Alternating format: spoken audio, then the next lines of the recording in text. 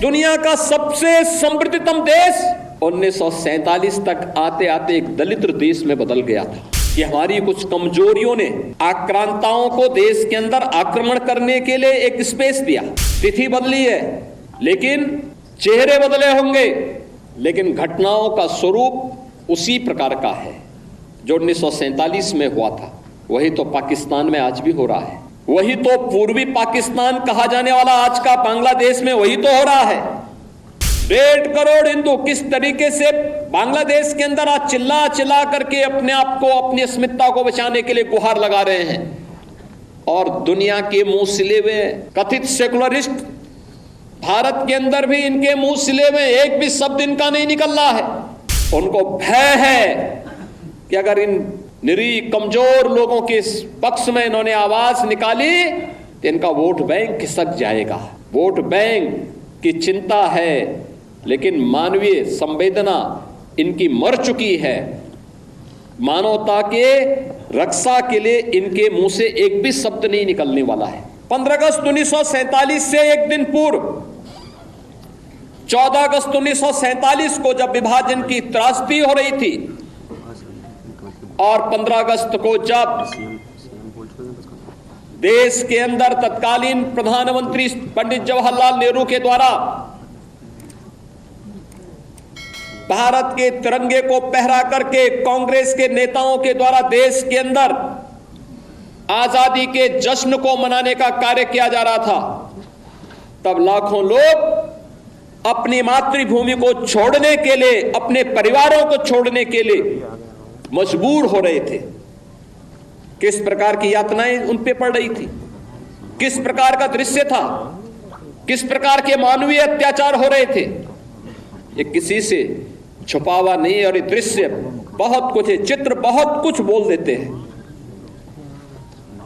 यानी दुनिया का सबसे समृद्धतम देश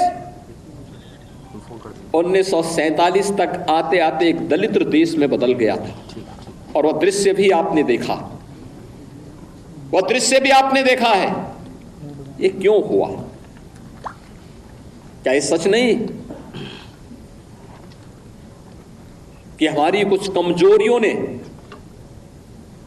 आक्रांताओं को देश के अंदर आक्रमण करने के लिए एक स्पेस दिया, और जो गलतियां इतिहास के उन काले अध्यायों में हम सबके सामने कैद है, क्या वही गलतियां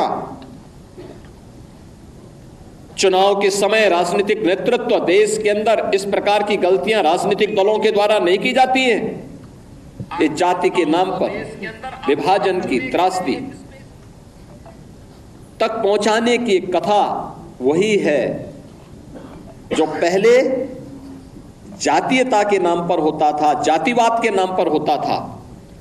आज वही कार्य, वही कृत्य, वही कारनामे राजनीतिक दलों के स्तर पर जातीयता का नग्न तांडव करके फिर उसी विभाजन की ओर ले जाने की कुछ सी चेष्टा की जा रही है। परिणाम क्या है? परिणाम आप सबके सामने फिर वही है। परिणाम फिर आपके सामने वही है। तिथि बदली है, लेकिन चेहरे बदले होंगे, लेकिन घटनाओं का स्वरूप उसी प्रकार का है जो 1947 में हुआ था। वही तो पाकिस्तान में आज भी हो रहा है। वही तो पूर्वी पाकिस्तान कहा जाने वाला आज का बांग्लादेश में वही तो हो रहा है। उस समय 10 लाख हिंदू एक साथ काटे गए थे, हिंदू सिख सभी थे, एक साथ काटे गए थे। और आज भी वही आगजनी, वही तोड़फोड़, वही लूटपाट, बहन और बेटियों के साथ वही अत्याचार, उसी प्रकार की त्रासदी का दृश्य आज भी हम सबके सामने है। और इस सब के बावजूद इस प्रकार के कार्यक्रमों को केवल एक औपचारिकता बना करके हम लोग केवल अपनी बात करने तक सीमित हो जाते हैं। आखिर कब इतिहास की इन गलतियों से हम सबक सीखेंगे? और आज मैं आप सबसे यही कहने के लिए आया हूं हम आभारी हैं प्रधानमंत्री मोदी जी के, जिन्होंने इतिहास के इन काले अध्यायों से पर्दा उठा करके देश की जनता की आंखों को खोलने का काम किया है, देश का ध्यान आकर्षित किया है, इतिहास की इन गलतियों के परिमार्जन के लिए रास्ता बनाने का एक आह्वान हम सबका किया है। और उसी आह्वान के साथ जोड़ने के लिए मैं आप सबसे भी कहने के लिए आया हूं कि जो दृश्य 1947 में हुआ था, वही दृश्य तो आज बांग्लादेश के अंदर हम सबको देखने को मिल रहा है। 1.5 करोड़ हिंदू किस तरीके से बांग्लादेश के अंदर आज चिल्ला चिल्ला करके अपने आप को, अपनी अस्मिता को बचाने के लिए गुहार लगा रहे हैं, और दुनिया के मुंह सिले हुए कथित सेकुलरिस्ट भारत के अंदर भी इनके मुंह सिले हुए एक भी शब्द इनका नहीं निकल रहा है, क्योंकि उनको भय है कि अगर इन निरीह कमजोर लोगों के पक्ष में इन्होंने आवाज निकाली तो इनका वोट बैंक खिसक जाएगा। वोट बैंक की चिंता है, लेकिन मानवीय संवेदना इनकी मर चुकी है। मानवता के रक्षा के लिए इनके मुंह से एक भी शब्द नहीं निकलने वाला है, नहीं निकलेगा, क्योंकि इन्होंने आजादी के बाद लगातार उसी प्रकार की राजनीति को प्रेरित और प्रोत्साहित किया, उसको लेकर के आगे बढ़ते रहे। ये लगातार बांटो राज करो की उस राजनीति के तहत ये लोग देश के अंदर कार्य करते रहे।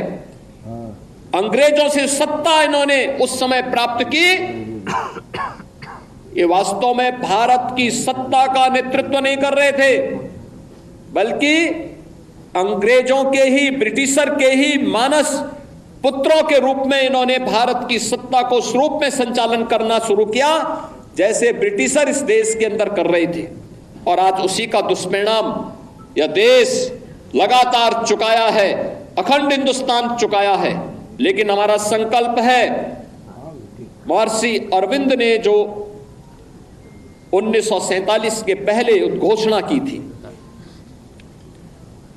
आजादी की त्रास, देश की विभाजन की त्रासदी आजादी के मिलने के बाद अक्सर उन्होंने इस बारे में अपनी चिंता व्यक्त भी की, और उन्होंने इस बात को कहा था कि आध्यात्मिक जगत में पाकिस्तान कोई वास्तविकता नहीं है,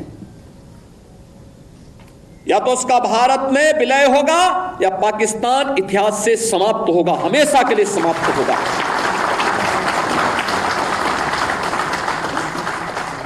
क्योंकि आध्यात्मिक जगत में जब जिसका कोई वास्तविक अस्तित्व नहीं है, उसको नष्ट ही होना है,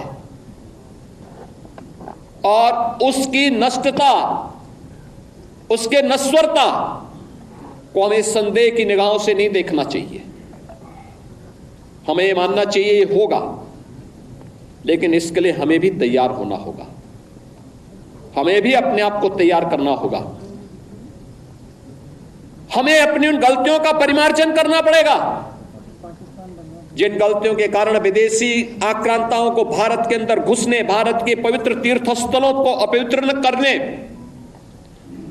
भारत की परंपरा और संस्कृति को नष्ट करने का एक अवसर जिन्हें प्राप्त हुआ था, उस प्रकार की गलतियों को, वह विभाजन की जो त्रासदी तक हमें पहुंचाया है, वह जातीय विभाजन के रूप में, क्षेत्रीय विभाजन के रूप में, भाषाई विभाजन के रूप में, इन सभी से उभर करके हम सबको राष्ट्र प्रथम के भाव के साथ मिलकर के कार्य करना होगा।